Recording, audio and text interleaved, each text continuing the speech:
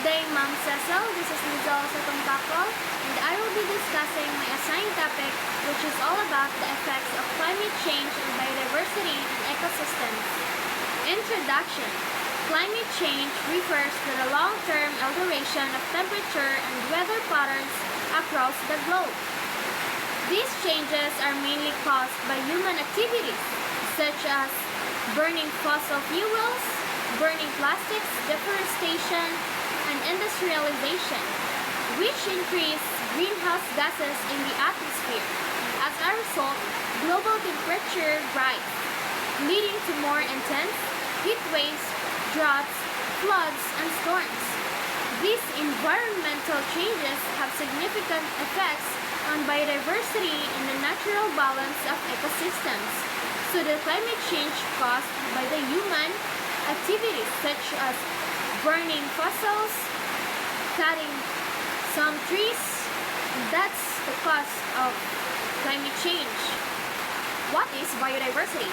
Biodiversity is a variety of all living organisms found on Earth, such as plants, animals, fungi, and microorganisms, and the ecosystems they form. It is important because it provides essential resources such as food, medicine, and clean air, while also helping to maintain ecological balance. The loss of biodiversity weakens the natural systems, making it harder for life to adapt to environmental changes. So biodiversity are all living organisms na nagpuyo sa atong Earth, or all living organisms or all living things that has life, lives on Earth. So ecosystems. An ecosystem is a community of living organisms interacting with each other and their physical environment, such as air, water, and soil. Examples: forests, oceans, wetlands, and grasslands. Each ecosystem provides important services like purifying air and water, regulating climate, and supporting food chains. When ecosystems are disturbed by climate change, these services are disrupted, affecting both humans and wildlife. So, if the ecosystems are regulating climate, maybe the change of the environment will be disrupted and affecting the human's life, and mawagtang na ang mga kanang resources sa mga tao and also the animals nga mag-need sila og mga pagkaon like water and everything na makahelp nila to live, to stay alive. So next is how climate change affects the biodiversity. Climate change affects biodiversity in many ways. Rising temperatures cause habitat loss and destruction. For example, polar ice melting endangers polar bears and other Arctic species. Many animals and plants are forced to migrate to cooler areas, disrupting ecosystems and food chains. Some species cannot adapt fast enough and face extinction. Changes in rainfall patterns and extreme weather also damage habitats and breeding the grounds. So look at the picture.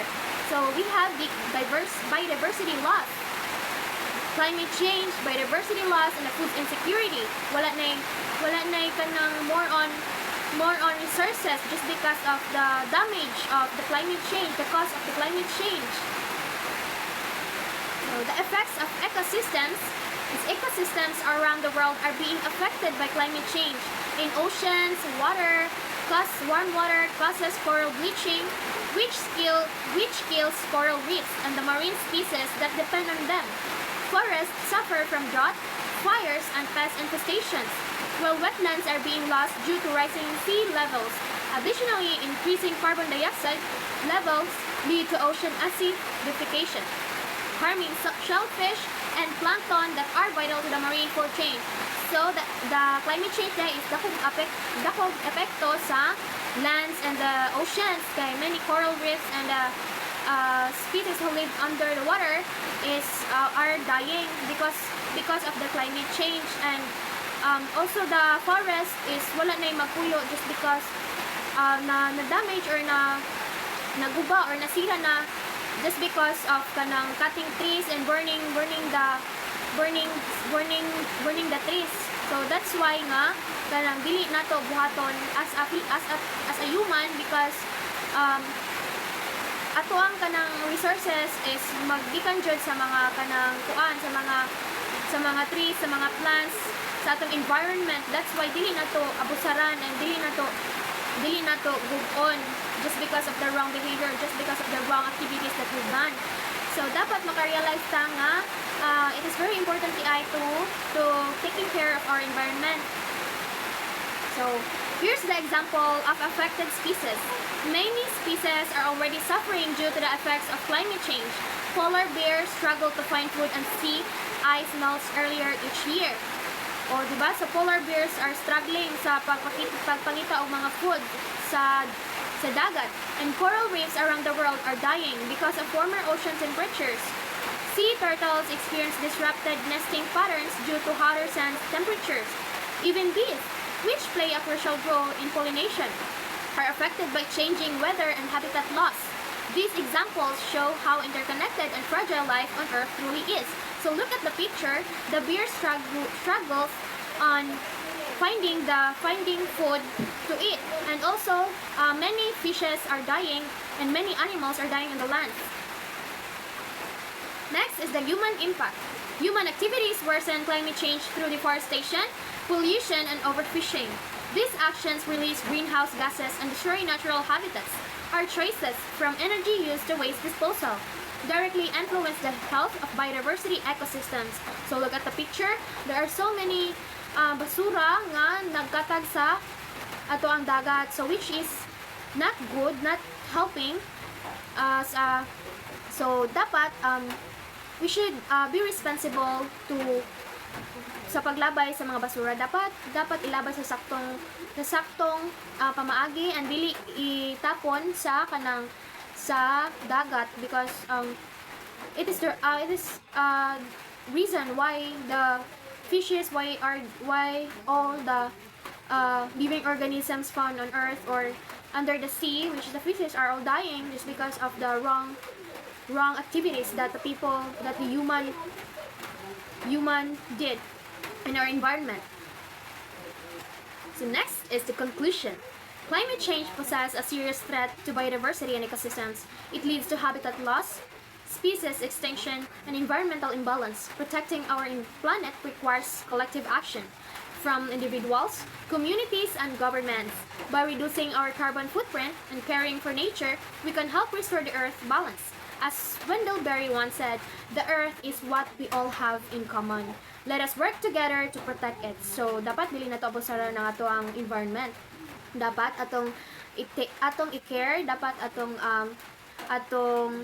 if magkataog trees, dapat atong i-replace o new, so that makatabang ang mga trees to prevent floods, to avoid disasters, and to prevent floods and more kanang typhoons. Makatabang. So that's why we should work together, we should stick together, so that our environment will grow and so that our environment will be safe, and not all living or not some species are dying. So to avoid that, dapat tarungon, dili na to abusaran, o dili na to gub-on ang atoang Earth. So dapat atong ampingan, because dili ta nagpuyo and sa Earth ta nagpuyo, and that's why kung unsa ta ka responsible sa atong kagalingon, dapat buhaton pod sa atong environment. Dapat atong tarungon, atong ampingan para sa ato ang future pohon, and para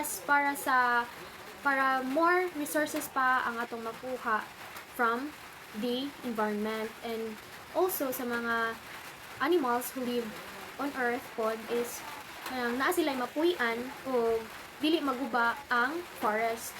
So next is thank you for listening, and that would be all. Thank you.